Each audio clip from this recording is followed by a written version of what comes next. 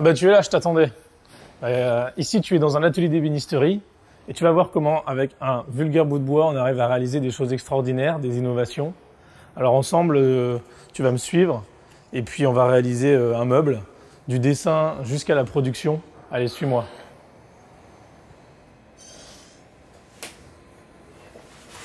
Bienvenue dans mon atelier, je m'appelle Steven Leprisé, je suis ébéniste d'art. J'ai créé cet atelier qui s'appelle ARCA en 2009, ça veut dire Atelier de recherche et de création en ameublement. C'est des métiers de passion. Pendant le collège, je me suis rendu compte que j'étais passionné du bois parce que mon père tenait un musée du machinisme agricole et on travaillait beaucoup le bois, la mécanique, les métaux. J'ai fait un cursus classique dans la filière bois et j'avais envie de créer. Chaque projet est dessiné sur ordinateur, sur un logiciel de simulation 3D. Donc nos plans d'exécution, nos modélisations et même des rendus 3D sont effectués sur cet ordinateur. C'est vraiment comme un jeu vidéo. Quand j'étais adolescent d'ailleurs, je jouais beaucoup aux jeux vidéo et j'y retrouve là beaucoup de similitudes. J'adore le dessin, j'aime beaucoup le fait de passer comme ça à la main sur une feuille de papier. Et ce qui fait le propre d'un artisan d'art, c'est la qualité d'exécution. On va donc avoir les différentes étapes de production en passant de la planche de bois brute qu'on va dégauchir pour la rendre plane, ensuite la raboter pour lui donner une cote précise. On a un métier qui est assez physique et bruyant, mais il y a très peu de pénibilité avec les machines-outils qu'on a aujourd'hui.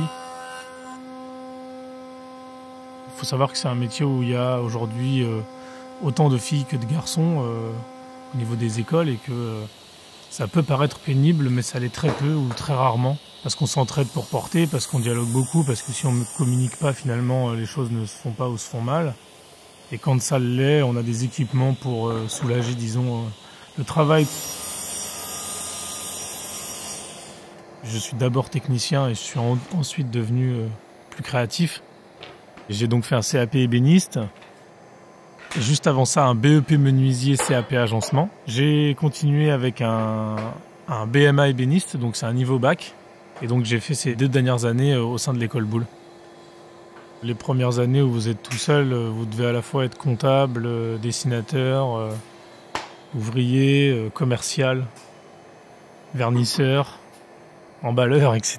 Il y a beaucoup de métiers finalement dans un métier et puis au fur et à mesure des années qui passent, des commandes qui augmentent, on peut embaucher les gens et puis déléguer ces étapes que l'on faisait seul auparavant et aussi les transmettre.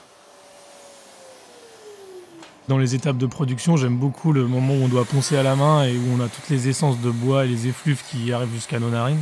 Aussi le rabotage parce que c'est ce moment où en fait le bois passe d'un état brut à disons le dévoilement de son veinage, de sa couleur. Et c'est là qu'on se rend compte de la qualité du bois qu'on a entre nos mains.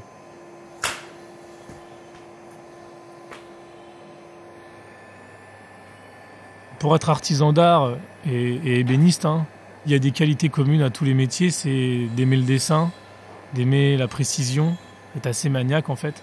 Et donc voilà, être très manuel, c'est des métiers qui sont très nobles à pratiquer, avec de moins en moins de contraintes et beaucoup de plaisir. Maintenant, il y a aussi beaucoup de travail dans ces filières-là. Tous mes collègues artisans d'art et nous-mêmes, on est sans arrêt en train de chercher à recruter, mais des gens avec le bon profil évidemment pour répondre un peu à toute cette diversité et cette exigence-là. Voir le passage d'une planche de bois brute à une pièce finie ou très ouvragée. Je ne pourrais jamais aller travailler dans un bureau où rien ne sort d'une journée de travail, quoi. C'est tout le contraire ici. Ici, on est à l'étage finition.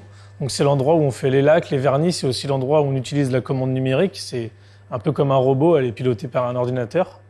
Donc voilà, on arrive un peu à la fin du processus de fabrication.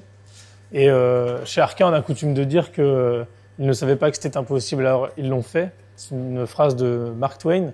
Et c'est un petit peu notre philosophie, cette idée de se lancer dans un projet sans savoir exactement comment on va faire.